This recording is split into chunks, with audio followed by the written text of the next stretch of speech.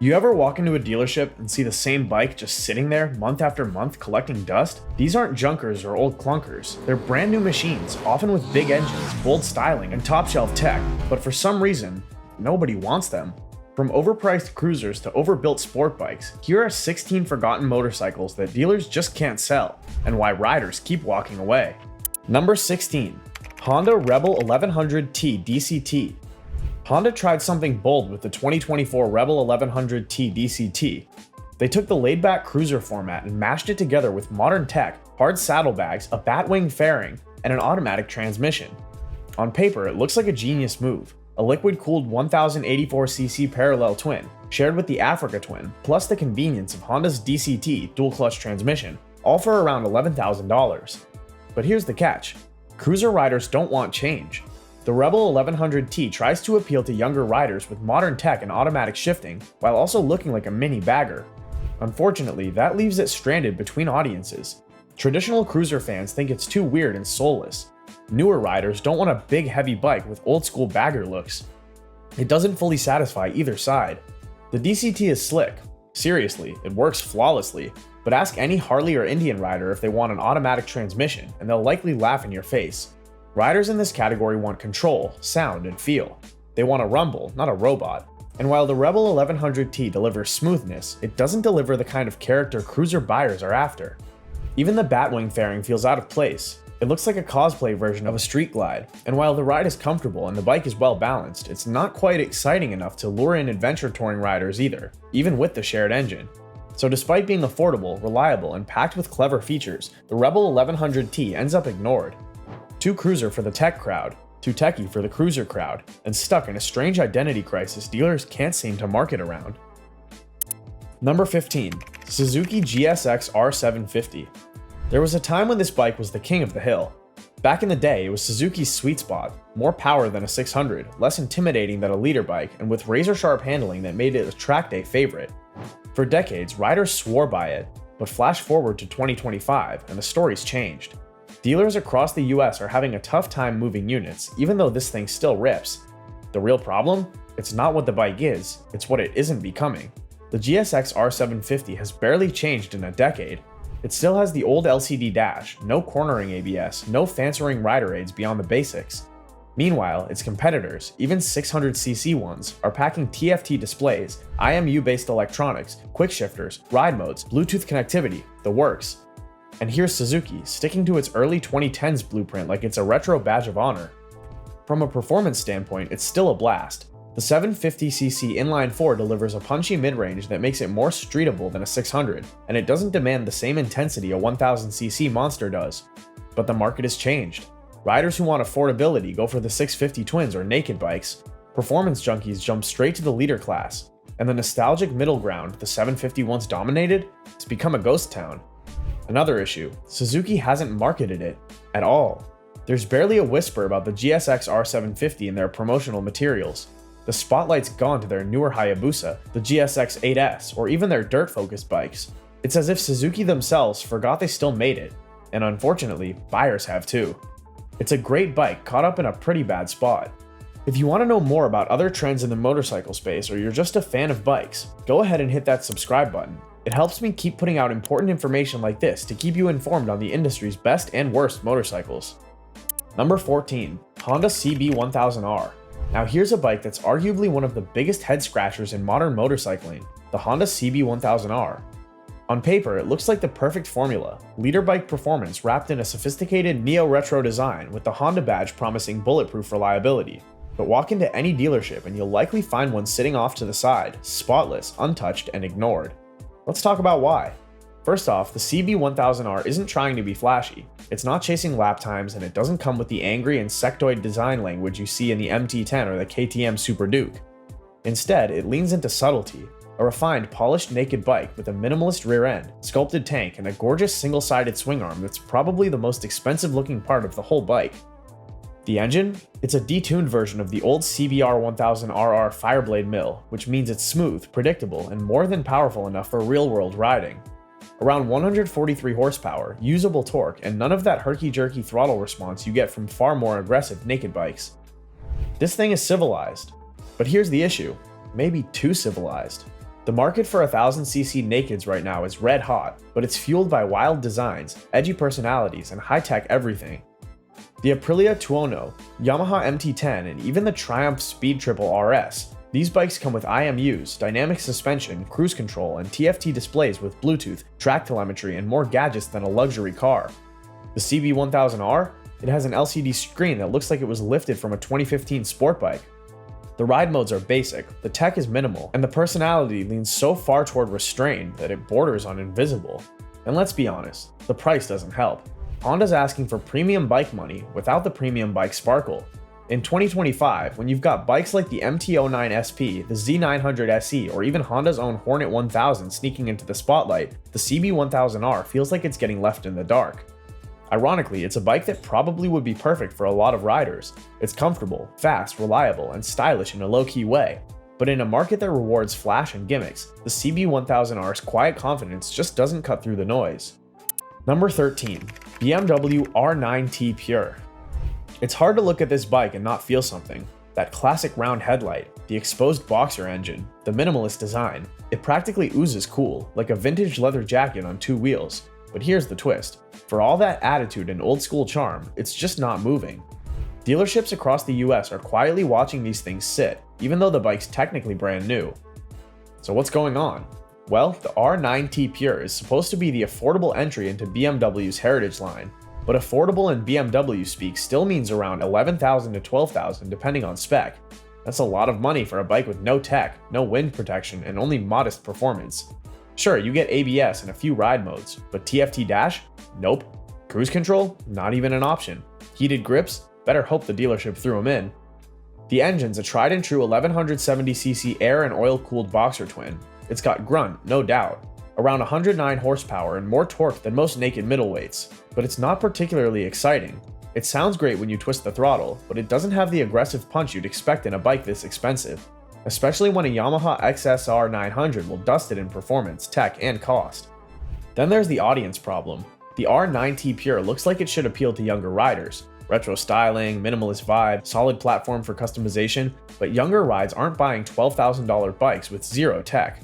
And the older crowd who do have the money, they're going for the full R9T or the R1250 GS.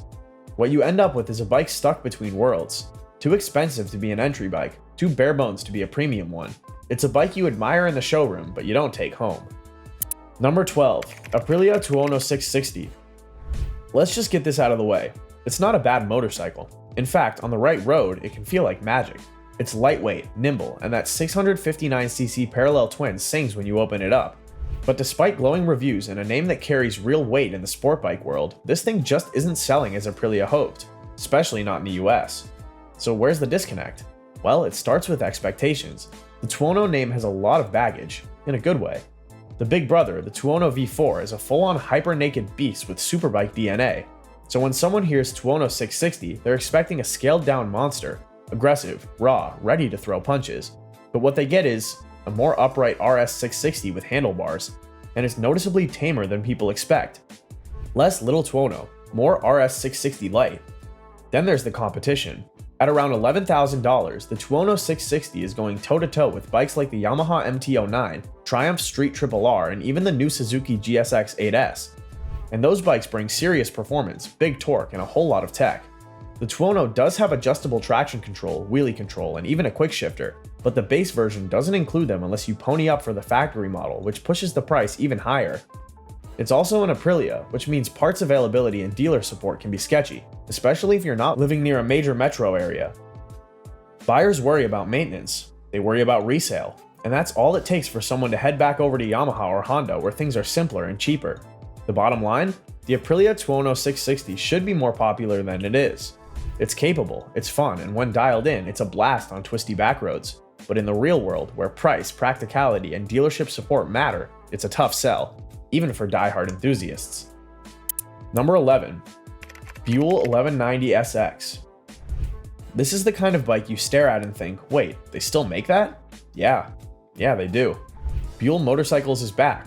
Kind of. And the 1190 SX is their flagship street fighter, swinging for the fences with raw power and throwback attitude. On paper, it looks like a total beast. 185 horsepower with a massive 1190cc V-twin, lightweight chassis, and a design that practically screams "let's tear up a canyon road." But here's the thing, it's just not selling. And if we're being honest, it's not really surprising. Let's start with the obvious. Bule's brand identity is all over the place.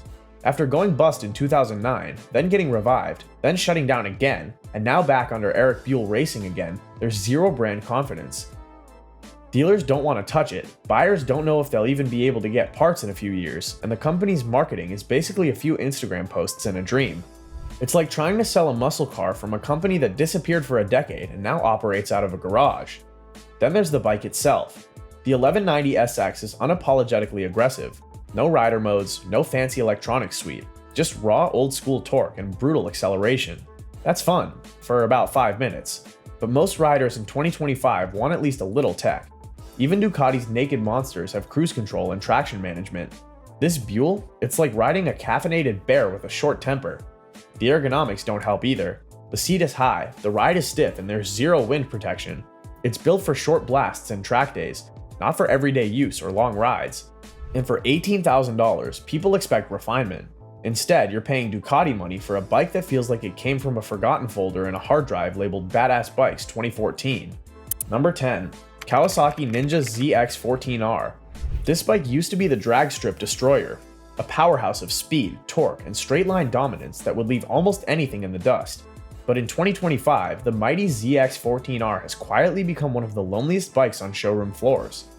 It still looks mean. It still has that 1,441cc inline 4 that makes well over 200 horsepower with the right tuning. It still rockets from 0 to 60 faster than you can blink, but no one's buying it. And the reason is pretty simple. The game has changed. Let's be honest, the ZX14R is a missile, but outside of drag racing or occasional top speed runs, it doesn't offer much. It's big, it's heavy at over 580 pounds wet, and it's not particularly fun in tight corners.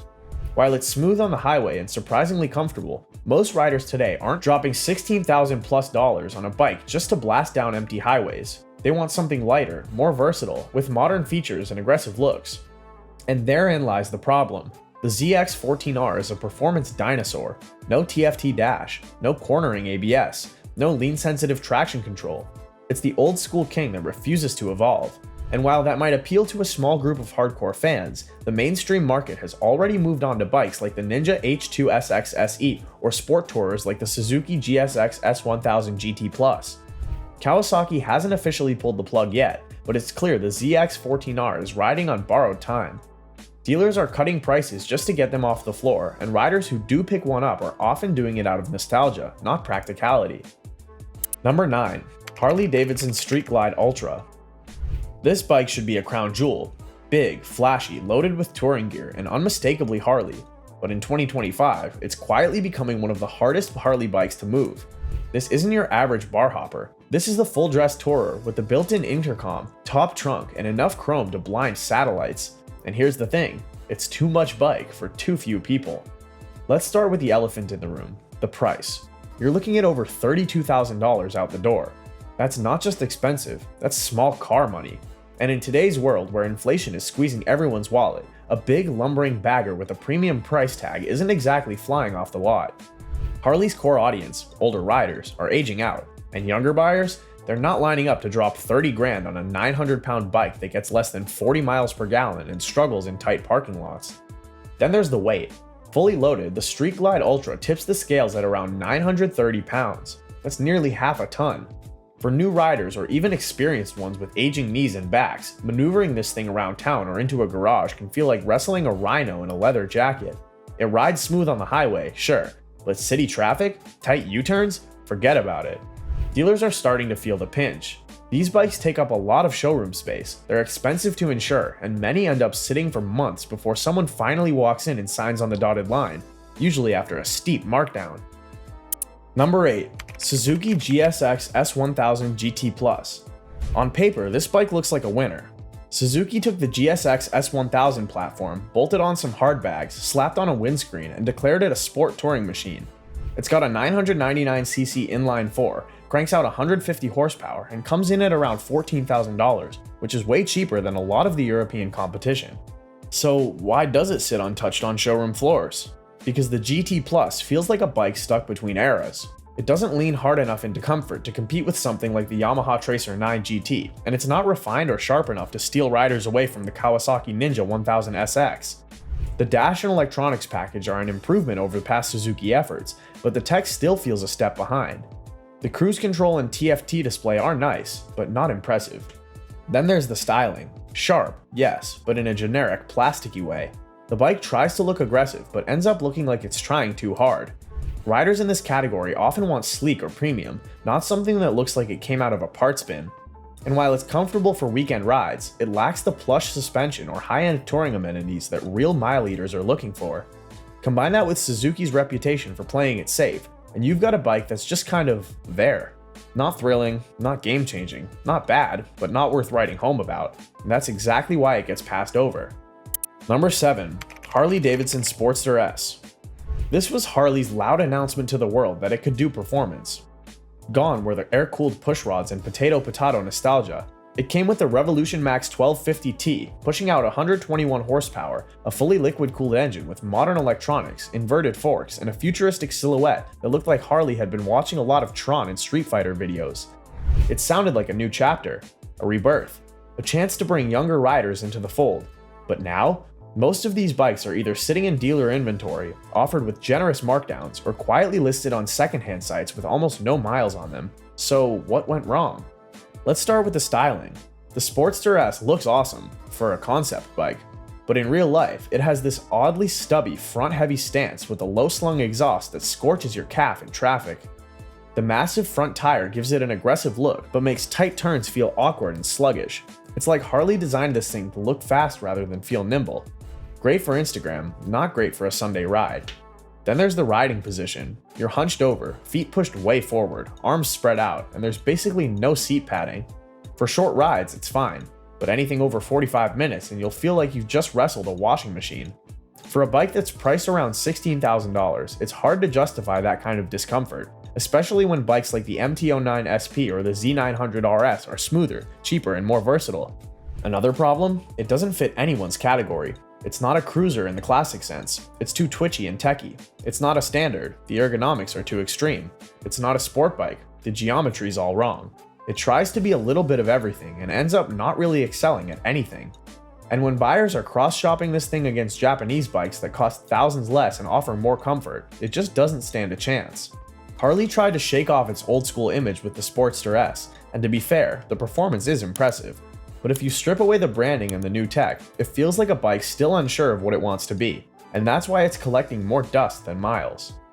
Number 6. Triumph Speed Twin 1200. This is the kind of bike that looks like it should sell itself. Gorgeous British styling, that classy Bonneville lineage, and a powerful 1200cc parallel twin that puts out 99 horsepower and 83 pound-feet of torque. It's got all the character in the world, and it sounds like a dream. So why is it barely moving off the floor? Well, it turns out the retro scene has gotten crowded, with Royal Enfield stepping up, Ducati playing in the neo-retro sandbox, and Triumph themselves offering a whole Bonneville lineup. The Speed Twin sort of gets lost in the shuffle. It's not as laid back as a Bonneville T120, but it's not aggressive enough to pull in sportier riders either. It straddles the line, and sometimes that means falling right through the cracks. Price plays a role too. At nearly $13,000, you're paying a premium for style and heritage. And for that kind of money, a lot of riders are asking why not get a proper sport bike or an ADV with more tech. The Speed Twin has modern touches, sure, Brembo brakes, ride modes, decent suspension, but it doesn't scream value, and in a competitive market, that matters. It also doesn't help that its riding position is a bit cramped for taller riders, and the handling, while solid, doesn't feel razor sharp. It's a bike for Sunday coffee runs and winding B-roads, not daily commutes or aggressive canyon carving, and for many American buyers, that's just not enough to pull the trigger. So despite being cool, classy, and mechanically solid, the Speed Twin ends up as showroom wallpaper. Everyone appreciates it, but few actually take it home. Number 5. Ducati Multistrada V2. This bike should, on paper, be one of Ducati's safest bets. It's basically the light version of the Multistrada V4. Same adventure-ready look, same Italian flair, and the same promise of mile-munching comfort. With a 937cc Testastretta L-Twin, 113 horsepower, and a dry weight under 450 pounds, it sounds like a brilliant middleweight ADV option, right? But here's the weird thing, hardly anyone's buying it. The Multistrada V2 is kind of stuck in a weird limbo. It's not as beastly or tech-packed as the V4, but it's also not priced far enough below it to make a compelling case. You're looking at about $17,000 for the V2S, and by that point, most buyers just say screw it and go all in on the V4 instead. More power, more gadgets, and more bragging rights for just a few thousand more. And for folks not already in the Ducati ecosystem, the V2 doesn't do much to pull them in. If you're cross-shopping adventure bikes, you're probably looking at the Yamaha Tracer 9 GT Plus, Suzuki V-Strom 1050DE, or even the Triumph Tiger 900, all of which offer serious touring chops for thousands less. Then there's the brand issue. Ducati riders don't typically go for entry-level anything. If you're buying a Ducati, you want exotic, fast, high spec. But the Multistrada V2 feels tame. It's the responsible choice. It's what you'd recommend to your dad if he'd been eyeing an ADV bike but didn't want 170 horsepower under him. Problem is, that crowd's already got their eyes on BMW or KTM, not Ducati. Also worth noting, there's nothing especially fun about it. It's competent, sure. It'll take you across the state lines comfortably, but the Multistrada V2 lacks that wow factor Ducati is known for. It's missing the drama, the flair, the madness that makes people overlook Ducati's price tags and maintenance quirks. So what you end up with is a good bike, just not a compelling one. It's like a high-end hotel room without a view. Clean, functional, and very expensive, but nobody's lining up to stay there. Number 4. Indian Chief Bobber Darkhorse.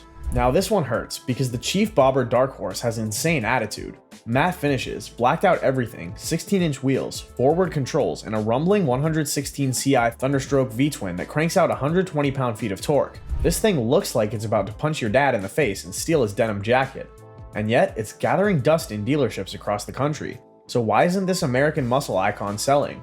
Because beneath all that visual swagger, there's just not a lot happening. Let's start with the ride experience. This bike looks aggressive, but rides like a couch with ape hangers. The handling is sluggish. Cornering feels like you're dragging a mattress through a gravel parking lot. And the weight? North of 670 pounds. You feel every ounce at low speeds, especially with the high bars and forward pegs that make U-turns feel like a circus act. Then there's the price. You're looking at over $18,000 for this thing. And that's before you start customizing it, which most Indian riders want to do. Meanwhile, you've got Harley's Lowrider ST and Fat Bob hanging around the same price point, and those bikes bring sharper handling and stronger community recognition. Which brings us to a deeper issue: identity. Indian's been trying to carve out its space in the cruiser world, but the Bobber Darkhorse feels like a response to Harley, not a bold statement of its own. It's got the style, but it doesn't have a strong voice. If Harley's bikes are legacy-driven and Yamaha's cruisers are value-driven, the Bobber Darkhorse feels like it's driven by a design brief, not a real culture. Also, let's be honest, bobbers are a niche style. Riders looking for comfort don't want them. Riders looking for performance skip them. And young riders, they're either priced out or looking at something lighter and more modern. It doesn't help that this thing's made for wide open roads and bar hopping, two things that aren't exactly high on most people's priority lists when they're dropping close to 20 grand. So despite its killer name, great finish, and thunderous engine, the Chief Bobber Darkhorse ends up feeling like a cosplay bike. All costume, not much soul. And that's a tough pill to swallow for a brand still fighting for attention in Harley's shadow.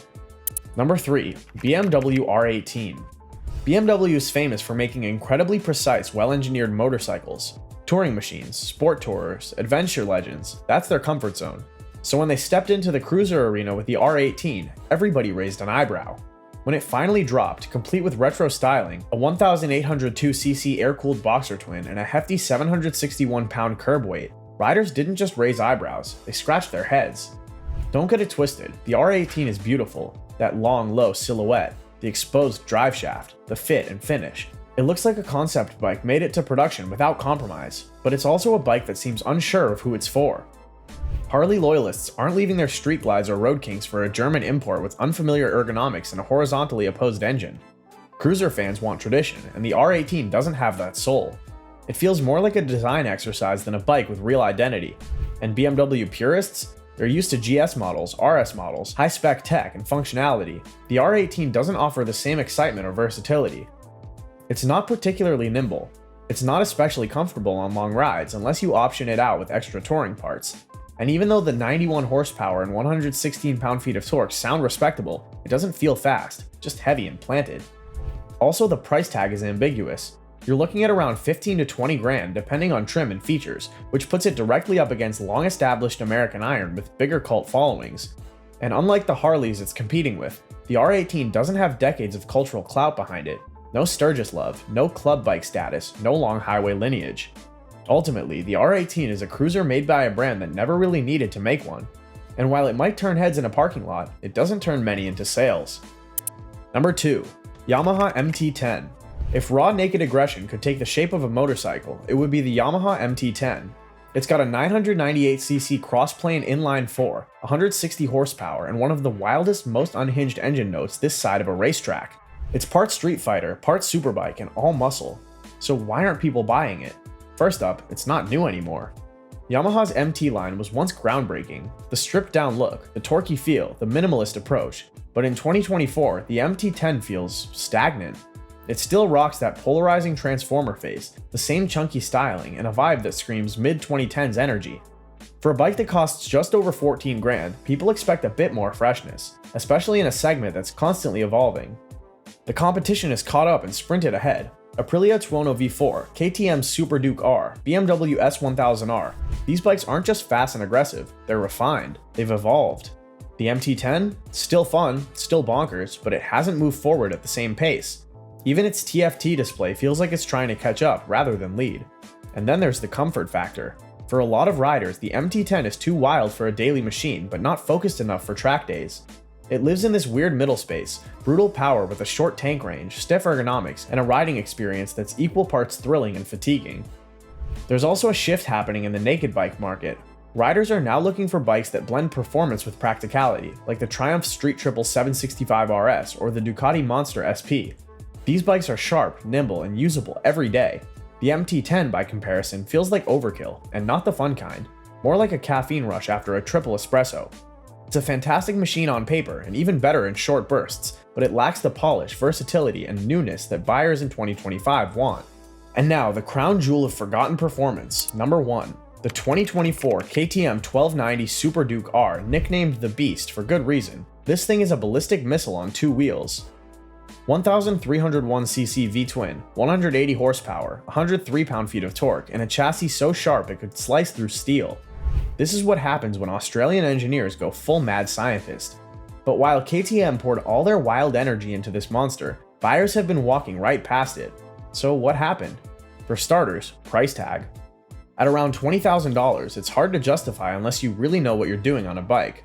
It's not just expensive, it's elite. And with that kind of power, it's not something you recommend to most people. In fact, a lot of dealers won't recommend it unless you specifically ask for it. It's that niche. Then there's the rideability factor. The Super Duke R is savage.